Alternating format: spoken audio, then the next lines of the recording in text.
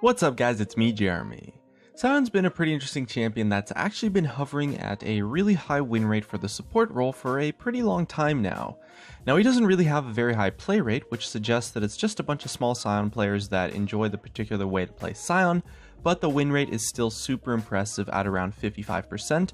and well, we figured it was worth looking at to see how good Sion support really is, since it's a pick that's been flying under the radar for quite some time now. And as always, if you guys enjoyed the video, don't forget to hit that like button, and if you don't enjoy the video, hit that dislike. And let's get started.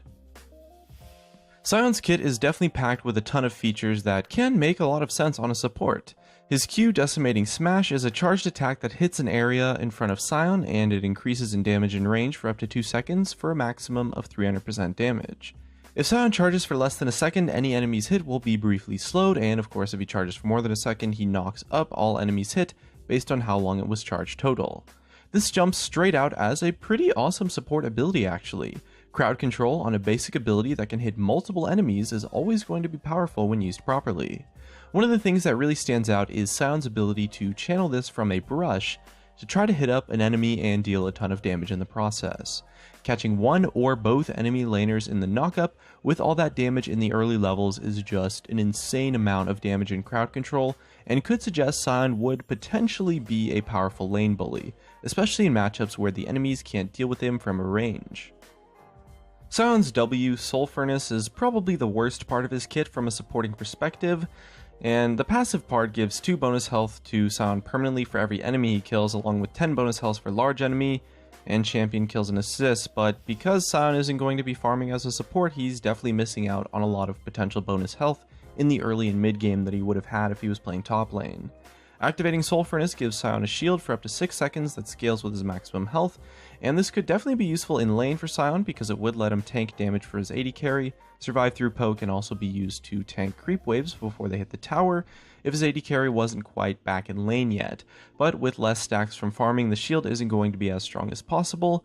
However, it is still somewhat useful for a Sion support. He can also activate the shield to detonate it after 3 seconds, of course dealing magic damage to nearby enemy units. That's again less useful for support Sion than it is for maybe a top lane or a jungle Sion, but if you needed to help wave clear or perhaps push out a wave, or maybe you just want to get a little bit more damage down in a fight, it can definitely help out and shouldn't be underestimated. His E is called Roar of the Slayer, and is another part of his kit that actually makes me quite excited for the Sion support playstyle. Activating the ability causes Sion to shout, dealing magic damage and slowing the target hit, along with reducing their armor by 20%. If he hits a minion or a non-epic monster, they're knocked back and deal 30% increased damage to all enemies they pass through, slowing them again by the same amount. And this is actually another contender for the ability that Sion support might want to max. In close range lanes where Sion can just slam the enemy laners with a Q from the brush, it's probably the better ability to max in that situation, but you could still definitely max E in lanes where you're struggling to reach the enemy. Hitting minions gives the ability crazy range and lets Sion poke or slow from relative safety as well. I love the fact that it also reduces armor to the unit hit directly, and this can be really valuable in the mid and late game when your AD carry wants to be able to punch more damage through tankier enemies. His E also combos well with his Q. You can slow a target with the E to make it easier to land a fully charged Q for that full knockup duration. And that's pretty crazy, especially on a support who can just build full tank. This combo along with Sion's shield can turn him into a potentially strong lane bully in some matchups that wants to dominate the lane and then snowball it into a win.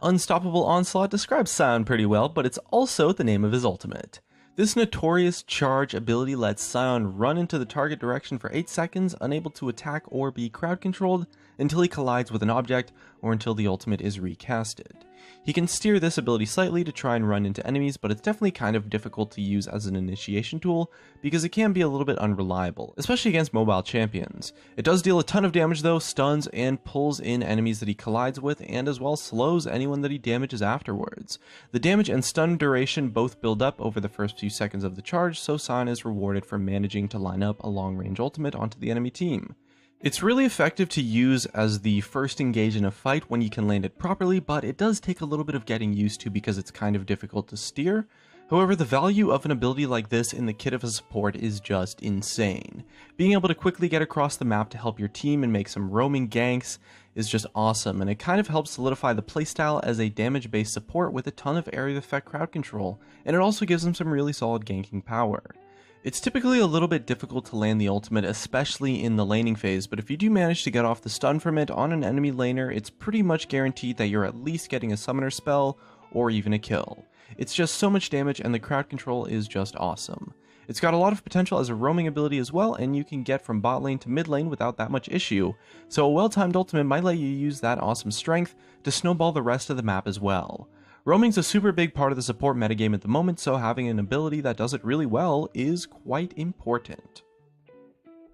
Sion's passive is Glory in Death, which could definitely see some potential as a support to make some plays in certain situations. Once he dies, he comes back to life, losing health over time until he dies again, and during that he can move and attack, dealing damage and healing with 100% lifesteal. It also turns all of his other abilities into Death Surge for the duration on a shared cooldown that gives Sion 50% bonus movement speed for 1.5 seconds, letting him chase down whoever might have killed him.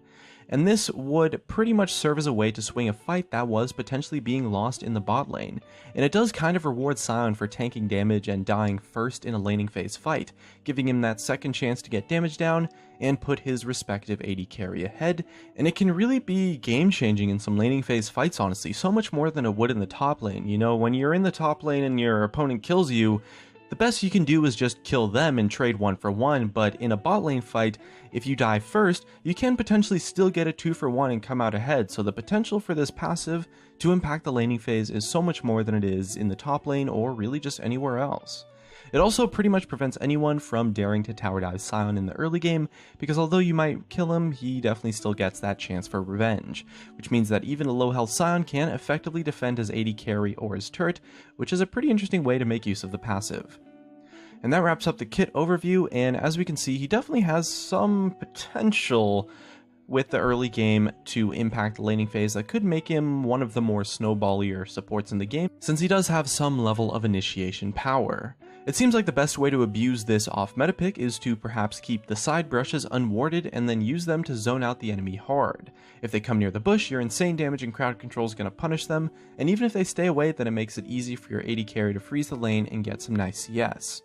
One really cool part about his Q is that at the max range, it's about the same range as you need to actually walk up toward the bush. So if you're doing a good job of keeping the brush clear using pinks or a sweeper, you can channel your Q as the enemy support comes in toward it and then just go to town on them. There's always a valuable surprise factor with picks like Sion's support that shouldn't be ignored. When he's locked in, the enemy team's going to expect Sion in the top lane, or perhaps Sion in the jungle, and this could lead to bad top lane matchups for the enemy, and a favorable top lane matchup for your opponent, and even favorable bot lane matchups for Sion.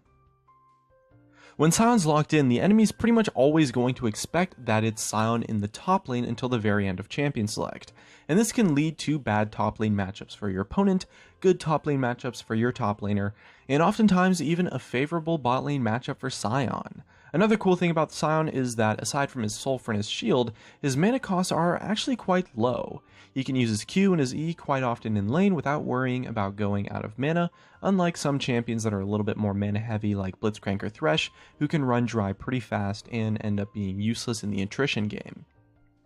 That being said, he's a little bit clunky as a champion, and players that know how to bait and avoid his abilities can potentially cause problems. That matters a bit less than top lane Sion though, because when supporting you're still really valuable as a damage soak and warder, and that off-meta bonus just adds in so much more, and even getting the armor reduction on a key target for your AD carry to attack as well is an awesome bonus. Champions that can dominate the early game are often a little bit less useful as the game goes on, and to be honest, that kind of seems true with Sion's support in some situations. His big early stats matter less as the game timer ticks up, and one of the big weaknesses of the pick is that he's a little bit difficult to use in a teamfight, since he's very vulnerable to being kited unless you can land a really solid ultimate.